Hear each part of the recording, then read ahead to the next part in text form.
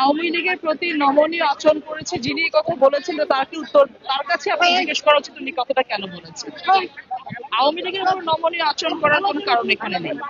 বর্তমান সরকার এবং যখন তারা সরকারে ছিল না, এই দল যে পরিমাণ অত্যাচারিত আওয়ামী লীগের দ্বারা হয়েছে এবং এই আওয়ামী লীগের কাছ থেকে দেশকে উদ্ধার করার জন্য যে ত্যাগ স্বীকার দল করেছে, সেখানে আওয়ামী লীগের উপরে নমনীয় হওয়ার কোনো কারণ এখানে নেই। আমরা একটি গণতান্ত্রিক রাষ্ট্র কায়েম করতে চাচ্ছি এবং সেই জন্য কাজ করে যাচ্ছি। সেক্ষেত্রে আমাদের যা যা করণীয়, এয়ারপোর্টের সিকিউরিটির কথা বলছেন, রেগুলার সিকিউরিটি, এখানে তেমন কোনো কাহিনী লুকিয়ে নাই যেটার জন্য একটা স্টেটমেন্ট করতে হবে।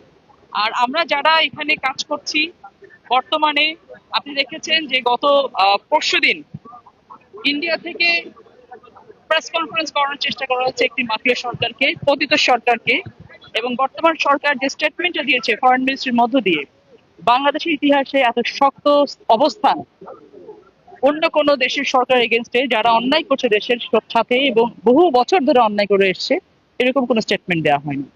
সেক্ষেত্রে এই ধরনের কোনো প্রশ্নই ওঠে না।